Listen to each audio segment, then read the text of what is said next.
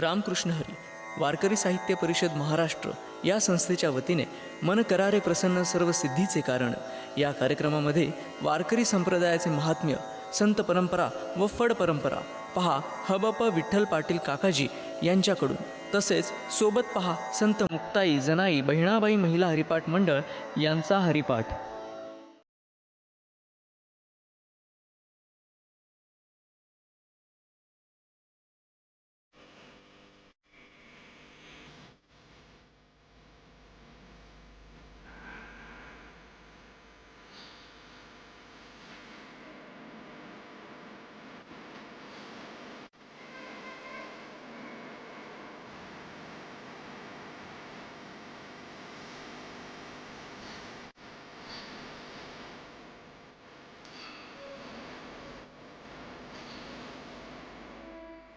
मन करारे प्रसन्न सर्व सिद्धीचे कारण। रामकृष्ण हरी।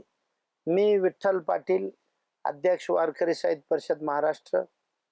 आज मन करारे प्रसन्न सर्व सिद्धीचे कारण या आपल्या मालिकेमध्ये आपणासोबत विचार विनिमय आणि चर्चा करण्यासाठी आलेले आहेत हरिभक्त पारायण नरहरी बुवा चौधरी, सहसचिव वारकरी साहित्य परिषद महाराष्ट्र व वारकरी महामंडळाचे सचिव रामकृष्ण हरी माऊली। रामकृष्ण हरी। आपलं स्वागत करतो। धन्यवाद। आपण वारकरी संप्रदायाचे पाईक आहात, ते नरहरी बुवा आपण कधीपासून आहात? महाराष्ट्र ही संतांची भूमी आहे आणि या संतांच्या भूमीमध्ये संतांच्या विचारांचा पगडा समाजातील सगळ्या स्तरांवर इतका प्रतिबिंबित झालेला आहे। त्यामुळे संतांचे विचार घराघरामध्ये आहेत। माझ्या घराण्यातही माझ्या वडिलांनी संतांची सेवा, संतांच्या ग्रंथाचं वाङ्मयाचं वाचन हे सातत्याने केलेलं आहे। आजोबांनी काय केलं हे मला सांगता येणार नाही, पण वडिलांच्या या संत वाङ्मयीन विचाराच्या माध्यमातून माझ्या जीवनावर प्रभाव झाला आणि त्या प्रभावाने संत वाङ्मय अधिकतेने कळावं आणि त्या पद्धतीने आपल्याला जीवन जगता येतं का या भूमिकेसाठी आळंदीला जी वारकरी शिक्षण संस्था आहे त्या संस्थेमध्ये मी शिक्षण घेण्याच्या दृष्टीने आगमन केलं आळंदी शहरामध्ये। परंतु शालेय शिक्षण कमी असल्या कारणाने संस्थेने सांगितलं की किमान तुमचं शिक्षण 10वी पर्यंत तरी असायला हवं आणि मग मी शालेय शिक्षणाला आळंदीला प्राथमिक शिक्षणाला सुरुवात केलं आणि त्या शिक्षणाबरोबर माध्यमिक शिक्षण तेही आळंदीला केलं। योगायोगाने खूप चांगल्या पद्धतीने प्रगती होत असताना चांगले मार्क्स मिळत होते आणि मग शिक्षकाने आग्रह केला, अरे बाळा तू आता शिकतच आहे। माझे आवडते शिक्षक होते उपासनी सर, त्यांनी सांगितलं तू एवढ्या पद्धतीने जर चांगले मार्क्स मिळवतो तर तू अजून पुढचं काहीतरी शिक्षण घे की जेणेकरून तुला भौतिक जीवनाच्या दृष्टीने एक ते शिक्षण आधारस्तंभ घडेल। आणि म्हणून पुढे इंजिनिअरिंगला प्रवेश घेतला। डिप्लोमा झाल्यानंतर मग पुन्हा वडिलांनी विचारलं, अरे तू जर ते शिक्षण करत राहिला, ज्या हेतूने मी तुला पाठवलेलं आहे ते हेतूचं काय? आणि म्हणून पुन्हा डिप्लोमा झाल्यानंतर पुन्हा वारकरी शिक्षण संस्थेमध्ये प्रवेश घेऊन शिक्षणाला, आध्यात्मिक शिक्षणाला प्रारंभ केला। या गोष्टीला सन 1976ला मी आळंदीला आलो। तुमचं अभिनंदन आहे, कौतुक आहे, कारण तुम्ही इंजिनियर होऊन सुद्धा वारकरी संप्रदायाच्या संतांच्या विचाराची कास धरून त्या परंपरेत सातत्य ठेवलं आणि पुन्हा तुम्ही वारकरी संप्रदायाच्या संदर्भातलं शिक्षण घेतलं। आता तुम्ही आळंदीमध्ये राहता, आळंदीमध्ये आपण म्हणाला की मी शिक्षण संस्थेत काम केलेलं आहे, कधीपासून केलेलं आहे तेही आपण सांगितलं, 76 पासून केलेलं आहे। तर आळंदीच्या शिक्षण संस्थेत मुलांना जे शिक्षण दिलं जात आहे त्याच्या मागची भूमिका काय आहे यावर आपण सांगू शकाल का? खूप छान प्रश्न विचारला काकाजी। वारकरी शिक्षण संस्थेच्या स्थापनेचा हेतू स्वानंद सुखनिवासी सद्गुरू जोग महाराज यांचा जो होता तो फार आगळा आणि वेगळा होता. समाजातील सामाजिक स्थैर्य सातत्याने टिकण्याच्या दृष्टीने आपण समाजाचे शोषक होऊ नये या भूमिकेतून आपण वारकरी शिक्षण संस्थेची त्यांनी घटना तयार केली. त्या घटनेमध्ये असं काही नमूद केलेलं आहे, हे शिक्षण झाल्यानंतर तुम्ही कीर्तनकार झाल्यानंतर केवळ कीर्तन हा तुमचा विषय नसला पाहिजे. म्हणजे उपजीविकेसाठी कीर्तनाचा आणि वारकरी संप्रदायाचा उपयोग करू नका असं घटनेमध्ये उल्लेख आहे. त्याचं कारण त्यांनी सांगितलं, जर तुम्ही समाजाच्या माध्यमातून कीर्तनाच्या माध्यमातून पैसा गोळा करून तुमचा प्रपंच चालवत राहिलात तर समाजामध्ये तुमचा अनादर होऊ शकतं. वारकरी संप्रदायाची कीर्तन परंपरा ही आदराची आहे, अनादराची नाही. समाज मन जागृतीची आहे. पण त्याबरोबर निसर्गामध्ये आपलं पूर्व मानवाचं जे अस्तित्व आहे किंवा सकळाशे येते आहे अधिकार, यारे यारे लहान भाग आहेत. विष्णुमय जग वैष्णवांचा धर्म, भेदाभेद ब्रह्म मंगळ, हो हे सगळंच आहे. कोण्याही जीवाचा न घडो मत्सर, वर्म सर्वेश्वर, हे सगळं आहे. पण ते पुढचं तुम्हाला सांगतो. तर तुम्ही जसं तुकोबाराय म्हणतात, जोडोनिया धन उत्तम व्यवहारे, उदास विचारे वेच करी. ही जी तुकोबारांची भूमिका आहे ती भूमिका आपल्या अंतःकरणामध्ये कीर्तनकारांच्या, प्रवचनकारांच्या आणि प्रबोधकांच्या अंतःकरणामध्ये राहिली पाहिजे. परंपरागत तुमच्या घराण्यामध्ये जो व्यवसाय असेल, शेती असेल, चांभार असेल, कुंभार असेल, सुतार असेल, तो व्यवसाय करत करत फावल्या वेळेमध्ये संध्याकाळी तुमचं काम आटोपल्यानंतर जर तुम्हाला जवळपास कुठे कीर्तन आणि प्रवचनाच्या माध्यमातून समाजाला प्रबोधित करता आलं, संतांच्या विचार मनाच्या इच्छेने नाही, संतांच्याच विचारात वाटलं ते नाही, मनोमार्गे गेला तो तेथेची मोकला, मनाच्या मार्गाने जायचंच नाही. संतांनी जे विचार समाजाच्या हितासाठी, भौतिक आणि सामाजिक आध्यात्मिक विचारासाठी जे विचार सांगितले त्याच विचारांचं प्रबोधन समाजामध्ये घडावं. जे विचार निरपेक्ष आणि स्वच्छतेने तुम्हाला ते मांडता आले पाहिजेत. ते विचार मांडत असताना समाजाला तुमच्याबद्दल आस्था निर्माण झाली पाहिजे. आता कीर्तन झाल्यानंतर यांना पाकिट भरायचं ही भीती त्यांच्या अंतःकरणात नसली पाहिजे. हे उदात्त विचार सद्गुरू जोग महाराजांचे होते. जे काय कीर्तनकार आहेत आळंदीच्या शिक्षण संस्थेत झालेले किंवा वारकरी आहेत, म्हणजे टाळकरी, पखवाजवादक, गायक, हे सगळ्यांच्या मध्ये तफावत जाणवते काय? आपण जी भूमिका सांगितली मारुती महाराजांची आणि जोग महाराजांची, आणि त्यांच्या भूमिकेतून किंवा पंढरपूरच्या फडकर यांनी गेली 800 वर्षे 900 वर्षे ही परंपरा टिकवली आहे. ते फडाची परंपरा, फडाची तत्व, फडाच्या भूमिका, फडाच्या संतांच्या साहित्याची पावित्र्यता, एक परंपरा किंवा लावून मृदुंग सुतिटाळ घोष शेऊ ब्रह्मरस आवडीने, ही संगीतातल्या साहित्याची विना पखवाज आणि टाळ, हे इतकं सुंदर वाद्य आहेत. हे सगळं या बंधनं पाळावीत, काय मर्यादा पाळाव्यात, असं जे पंढरपूरच्या फडकर यांनी केलेलं आहे. किंवा जुने कीर्तनकार होते आणि सिद्धांताबरोबर दृष्टांत देताना काय मर्यादा पाळायच्या, ह्या सगळ्या ह्या वारकरी संप्रदायातील संतांच्या मूळ भूमिका आहेत. ते पाईक किंवा कीर्तनकार यांच्यात तशा जाणवतात का? त्यात तफावत जाणवते? आपली पूर्णपणे तफावत जाणवत आहे. त्याचं कारण झालं की वारकरी संप्रदाय हा आध्यात्मिक प्रचार आणि प्रसाराचा एक स्रोत आहे. परंतु याच वारकरी संप्रदायाला जेव्हा काही कीर्तनकारांनी व्यवसायीकरण त्याचं करायला सुरुवात केली, कीर्तन भजन हे जेव्हा उपजीविकेचं साधन झालं आणि उपजीविकेचं साधन होत असताना मग समाजाला काय करायचंय, म्हणजे संत एकनाथ महाराजांनी तर कीर्तनाची फार मोठी परंपरा सांगितलेली आहे.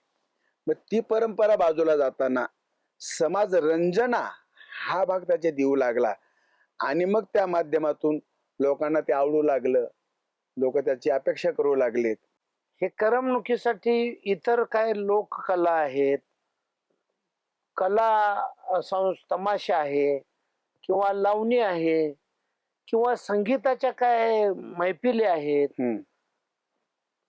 काव्य वाचन आहे, अशा इतर ज्या काय आहेत भूमिका, लोक कल्याण त्यातही असतं पण प्रमाण असतंय, पण ते आहे ना. मग त्यासारखं वळण वारकरी संप्रदायाच्या संतांच्या कीर्तन ही जी काय भूमिका आहे तिच्याकडे आपण किती पावित्र्यानं पाहतो. तेच मी तुम्हाला सांगतो. कीर्तन ऐकताना आम्हाला ज्ञानोबा तुकोबा नामदेव एकनाथ चोखोबा गोरोबा दिसतात, मुक्ताई जनाई दिसतात. तीच भूमिका मी तुम्हाला सांगतो की कीर्तनकारांच्या संतांच्या भूमिकेपासून ते परावृत्त होण्याचं कारण समाजाला काय अपेक्षित आहे, समाज मला कसा कीर्तनासाठी बोलवेल, आणि म्हणून त्यासाठी ज्ञानोबराय तुकोबराय मांडायचा हा भाग बाजूला राहिला. पण समाज रंजनाच त्या माध्यमातून झाली पाहिजे या भूमिका आल्यामुळे म्हणजे धंदा म्हणून, व्यवसाय म्हणून, समाज खुश करणे म्हणून याकडे बघू लागले. म्हणजे आता कदाचित काही कीर्तनकारांच्या कीर्तनाच्या माध्यमातून तमाशाने कीर्तन सारखंच वाटायला लागलं. इतक्या खालच्या लेवलला आपले कीर्तनकार गेलेले आहेत. आता मला सांगा, ते ऐकणारे लोक कुणी आहेत, पण आळंदीतली जी शिक्षण संस्था आहे तिथं तुमच्यासारखे अनेक मारुती बाबा कुरेकर आहेत किंवा अजून काय मंडळी आहेत. हे काय त्या पंढरपूरमध्ये असं तुम्हाला फडपरंपरेत ह्या पद्धतीनं कुठं जाणवतं का? लोक हास्य करून बिदागीसाठी आणि असं काय जाणवतं का? ऐका ना, म्हणजे वारकरी कीर्तनाच्या आणि फडाच्या परंपराचं बंधन. कीर्तनकार वारकरी शिक्षण संस्थेचे कीर्तनकार फड परंपरेतले आणि कीर्तन ऐकून पखवाज कीर्तनकार वाजवून गायन करून किंवा एखादा शिक्षक असताना बोलण्याची कला आहे म्हणून त्या माध्यमातून कीर्तन ऐकून जे कीर्तनकार तयार झालेत असे खूप कीर्तनकार आहेत. असे जे कीर्तनकार आहेत त्या कीर्तनकार वारकरी शिक्षण संस्थेमध्ये कितीतरी आचार धर्म पाळणारे कीर्तनकार आहेतच ना आजही. किती कीर्तनकार की पैसाच मागत नाही, देतील ते घेत, जे दिलं ते घेतील आणि परत येतील, पण पैशासाठी बोलणारे कीर्तनकार नाहीच आहे अजूनही. पण काही कीर्तनकार लोकमान्यतेच्या माध्यमातून त्यांची जी भूमिका तयार झाली आणि अगोदर आता ते पैसे मागवायला लागले, कीर्तनाला जातील मग पैसे मिळतील अशातला भाग नाही. हे सगळं आपण सांगितलं, पण फडावरचे अशिक्षित सुद्धा काही कीर्तनकार मी पाहिलेले आहेत. पंढरपूरचे फड परंपरा आणि पंढरपुरात वास्तव्यात असलेले दिंडीकरी असोत, पण त्यांनी जे नियम पाळले फड परंपरेचे ते पाहता त्यांच्या कीर्तनात कुठं दृष्टांत सांगताना मर्यादा ओलांडलेल्या दिसत नाहीत. नंबर 1. नंबर 2, ह्या आळंदीत शिकलेल्या काही, सगळे नाहीत हे मी मान्य करतो, तिथेही चारित्र्यवान विचारवंत सामाजिक बांधिलकीचे कीर्तनकार आहेत, पण हे करत असताना त्यांच्यावर कोणाचा अंकुश नाही काय? ऐका ना काका, किंवा फड परंपरेतल्या मंडळींनी करायला पाहिजे काय? मी तेच तुम्हाला सांगतोय. अंकुशाचा हा विषय वेगळा झाला. अंकुश म्हणजे प्रार्थना बाबा, काय जबरदस्ती नाही, कारण आपल्या इकडे काय अतिप्रयोग. शिक्षण वारकरी शिक्षण संस्थेमध्ये शिक्षण झाल्यानंतर या सगळ्या कल्पना दिलेल्या आहेत. पहिलं तर तुमचं व्यवसायीकरण होणे, तुमचं कीर्तन हा सेवेचा भाग आहे, कीर्तन हा संतांच्या विचाराचा प्रबोधनाचा भाग आहे. तिथं मनाने काही सांगायचं नाही, पण आता लोकरंजनेसाठी हे सांगितलं जातं, लोक हसले पाहिजेत, लोकांनी बोलवलं पाहिजे, हा भाग वेगळा. पण त्याही पेक्षा मी तुम्हाला सांगतो की अजूनही वारकरी शिक्षण संस्थेचे अनेक कीर्तनकार, शेकडोनी कीर्तनकार पैसेच मागत नाही. वारकरी शिक्षण संस्थेच्या माध्यमातून समाजापर्यंत कीर्तनाचे रंगीत ज्ञानदीप लावू शके नामदेवरायांनी सांगितलं. ही जी परंपरा आहे ती वारकरी शिक्षण संस्थेच्या महत्वाचं आहे की हास्य लोक खुश महत्वाचं. तेच तर मी तुम्हाला सांगतो ना की ठराविक कीर्तनकारच असे आहेत की ते लोक हास्य, त्यांच्यावर बंधन का नाही? हे पहा, एक मिनिट क्षमा करा, पंढरपूरचे असतील किंवा अशा आळंदीच्या संस्थेत शिकलेले चांगले लोक असतील, त्यांना पण गव्हासोबत किडा रगडला जातोय. वाळल्यासोबत हो ना, तर तुम्ही ते त्यांना अहो, तर आपली पाचची बोट सारखी नाही तर तुम्ही त्यांना आता कसं नाही, नाही, बंधन मग घालाल? ह्यात तुम्ही एक जबाबदार व्यक्ती आहात संप्रदायात वाहून घेतलेली. म्हणून म्हटलं एक की एक मिनिट मला एक सांगा, यामुळे संप्रदायाची समाजातली उंची स्तर आणि संतांच्या विचाराची अवहेलना याबाबत काय मत पुढं? निश्चितच ना, मी तुम्हाला सांगतो, या कीर्तनकारांमुळे समाजामध्ये वारकरी संप्रदायाचा पाहण्याचा दृष्टिकोनच बदलत चाललाय ना.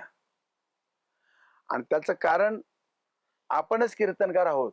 मी म्हणतोय मग- त्याला इलाज काय व्हावा लागेल अशी तुमची भूमिका आहे एक संप्रदायातील आता- जबाबदार व्यक्ती म्हणून. आता तुम्हाला सांगतो, याला जबाबदार एकतर त्या गावचे जे सप्ताहाचे संयोजन करणारी मंडळी आहे ती लोक आहेत की जे त्यांनाच आता बोलवतात. आपण सांगितलं काही राज्यकर्ते अशा लोकांना प्राधान्य देऊन स्वतःच उदो उदो करून घेतात. हो, मग तुमचं असं मत आहे की हे वारकरी संप्रदायातील मंडळींनी ते नाही ऐकलं पाहिजे आणि त्याला कीर्तन नाव ठेवत असतील तर त्याला विरोध केला मग पाहिजे याला असं जबाबदार तुमचं मत जेवढे आहे का? कीर्तनकार तेवढा समाज पण जबाबदार आहे ना. म्हणजे वारकरी कसा असला पाहिजे मग तुमच्या भूमिकेतून? वारकरी एकच असला वारकरी पाहिजे. म्हणजे वारकरी संप्रदायाचा पाईक, हो हो. तो कसा असावा? आता बघा तुम्हाला ज्ञानोबा एका प्रमाणात सांगतात, काया वाचा मने जीवे सर्वस्वे उदार, पाप रखुमा देवीवरू विठ्ठलाचा वारी कर. कायेने वाचेने मनाने आणि जीवाने तो इतका समर्पित झाला पाहिजे की त्याशिवाय त्याचं दुसरं जीवनच नसलं पाहिजे. म्हणजे संतांचे विचार हेच त्याचं श्वासोश्वास, संतांचं विचार हेच त्याचं जीवन, आणि आपण संतांसाठीच केलं पाहिजे, याच्यापेक्षा दुसरं काहीही नाही. म्हणजे देवासाठीच तुमचं केलं म्हणणं पाहिजे. आहे की वारकरी म्हणून समाजात जर कोणी समजलं की हा वारकरी आहे बस. तर तो तसा पावित्र्यानं असलाच जगणारा, पाहिजे. नुसते तो कपडे घातला म्हणजे चारित्र्यानं वारकरी झाला जगणारा, नाही. हो. तो संस्कारानं जगणारा संस्कार. आणि त्याच्या जगण्याकडे बघून जे समाजातले इतर धर्म लोक हो, आहेत हो. त्यांना असं वाटलं आदर. पाहिजे बापरे इतका आदरणीय पूजनीय अगदी संप्रदाय अगदी अगदी. आपण सुद्धा फॉलो करू. गीतेमध्ये असं सहभागी म्हटलंय, यद्यदा चरती श्रेष्ठ तत्त देवे तरोजना. समाजातल्या प्रमुख माणसांनी संतांच्या विचारांचा अनुगत जर आपलं जीवन ठेवलं नाही तर पाठीमागून येणारा जो समाज आहे त्या समाजाने कोणाकडे पाहून चालायचं? एथ वडील जे जे करते तया नाम धर्म ठेवती, हे ज्ञानोबा आपल्या ज्ञानेश्वरीमध्ये सांगतात. आणि म्हणून आपले जे वडील आहेत, आपण ज्यांना वडील मानतो, त्यांची आचारसंहिता ही समाजाला जी अभिप्रेत आहे ती संतांच्या विचारानुगत अभिप्रेत आहे, आणि त्याच विचाराने हे धुरीणांनी चाललं पाहिजे. आता हे सगळं आपण सांगितलं, आपण 2 प्रश्नाची उत्तर द्या असं माझी आपल्याला प्रार्थना राहील. की जे आता जास्त करून संत भूमी मराठवाड्याला म्हटलं जातं हो, किंवा महाराष्ट्रच नाही तर इतर राज्यातल्या आंध्र, तेलंगणा, कर्नाटक, तामिळ, केरळ, गुजरात, गोवा, मध्य प्रदेश, छत्तीसगड या राज्यामध्ये सुद्धा वारकरी संप्रदायाचे पाईक आहेत मोठ्या प्रमाणात. मी एक असं विचारतो आपल्याला की खरोखरच या पद्धतीनं वारकरी संप्रदायात आयुष्य वेचलेले व्यक्तींची मुलं शिकल्यानंतर ती वारकरी संप्रदायाचे पाईक का होत नाहीत? आणि कीर्तनकारांच्या चुकीच्या पद्धतीवर काही कुणी अंकुश ठेवलं पाहिजे, फडकरीने की शिक्षण संस्थेतल्या जबाबदार व्यक्तीने, का या दोघांनी मिळून, काय फक्त वारकरी यांनीच ठेवली पाहिजे? नाही नाही. आता हा अंकुश व्यक्ती स्वातंत्र्याच्या दृष्टीने स्वतःचा अंकुश स्वतःने ठेवला पाहिजे. पहिली गोष्ट, जर त्या व्यक्तीच्याच अंतःकरणामध्ये स्वतः विषयी आपण नीट वागत नाही ह्या जर भूमिका झाल्या तर ते फार चुकीचं होईल. म्हणून संस्थेने तर सांगितलेलंच आहे, जोपर्यंत संस्थेत शिकतो तोपर्यंत शिक्षकाचं बंधनच आहे, संस्थेचं बंधनच आहे. पण संस्थेच्या बाहेर पडल्यानंतर, शाळेतून विद्यार्थी सुटल्यानंतर त्याला मी काय करू असं जेव्हा शिक्षक सांगतात, त्याच भूमिका ज्या विद्यार्थ्यांनी ते विचारांचा प्रभाव एवढ्या त्याच्या मनावर अंतःकरणावर बिंबवण्याची गरज आहे की मी संस्थेत असो, झोपेत असो, नाही तर जागृतीत असो, माझ्या मनामध्ये कुविचार येताच कामा नये, वाईट विचार येताच कामा नये. आणि म्हणून असं वळण व्यक्तिगत जीवनामध्ये लावण्याची आवश्यकता आहे. नंबर 2, जे परंपरेतले वारकरी आहेत जातीवंत पिढ्यानपिढ्या, त्यांच्या कुटुंबातली मुलंच काय, आमचे काही फड परंपरेतले मंडळी आहेत त्यांच्या मुलांना सुद्धा गाथा ज्ञानेश्वरी अभ्यासली नाही, माहित नाही. काय झालं? म्हणजे हा तुच्छ वाटू लागला काय यांना संप्रदाय? तुच्छ वाटू लागला असातला भाग मी मला म्हणता येणार नाही. त्याचं एकमेव कारण सांगतो.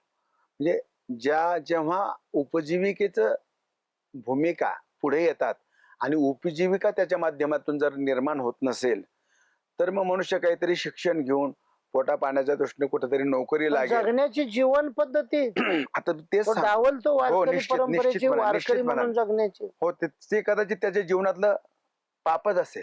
त्याचं कारण मी तुम्हाला सांगतो. उपजीविकेचं साधन आपल्याला संप्रदाय करायचा नाही, कीर्तन करायचं नाही, हे जर जेव्हा भूमिका तयार झाल्यात याचा अर्थ ज्ञानोबारांची गाथा, ज्ञानोबारांची ज्ञानेश्वरी, हरिपाठ, ज्ञानेश्वरी वाचायचं नाही असं नाही. तुकोबारांची गाथा, संत एकनाथ महाराजांचं भागवत वाचायचं नाही असं नाही. व्यवसाय तुमचा कुठलाही असू शकतो, पण जीवन परंतु पद्धती जीवन पद्धती ती चारित्र्य सुसंस्कृत संपन्न असण्यासाठी ती असा बांधिलकी, सामाजिक बांधिलकी ती पत्करून बांधिलकी, असायला काय हरकत? संप्रदायाची बांधिलकी त्या घराण्याने ठेवलीच पाहिजे. तर ते फडकरी घराणं, तर ते वारकरी घराणं. म्हणजे त्यामुळे समाजाची वारकरी संप्रदायाकडे बघण्याची भूमिका बदलेल अहो, आणि त्यातून ज्ञानोबा तुकोबांच्या, नामदेव एकनाथांच्या विचाराला गालबोट हो, लागेल. छेद जाईल. तर आपली भूमिका आहे की बोले तसे चाले त्याची त्याची वंदावी वंदावी पावले, पावले. असं समाजात तुकोबारांनी सांगितलं. आणि त्या पद्धतीनं वारकरी संप्रदायातील प्रत्येक घटकानं आणि त्यातले जबाबदार विचार सांगणारे ज्यांना कौशल्य आहे हो, त्या कीर्तनकारांनी, प्रवचनकारांनी सुद्धा ही भूमिका पाळली ठेवलीच पाहिजे, असं पाहिजे. आपण आपलं निश्चितपणाने सांगणं निश्चितपणाने. संपूर्ण तमाम वारकरी संप्रदायाला आहे. हो, आपण आलात आणि मन करारे प्रसन्न सर्व सिद्धीचे कारण्या भूमिकेत आपण आपले विचार मांडले आणि वारकरी संप्रदायाच्या परंपरेला काय सूचना दिल्या, त्यातील काय भूमिका सांगितल्या, त्याबद्दल मी आपला शतश आभारी आहे. रामकृष्ण हरी. पहा रामकृष्ण शनिवारी हरी. दुपारी रामकृष्ण. 2:30 ते 3 पुढारी न्यूज चॅनेलवर मन करारे प्रसन्न सर्व सिद्धीचे कारण. रामकृष्ण हरी. रामकृष्ण हरी. मन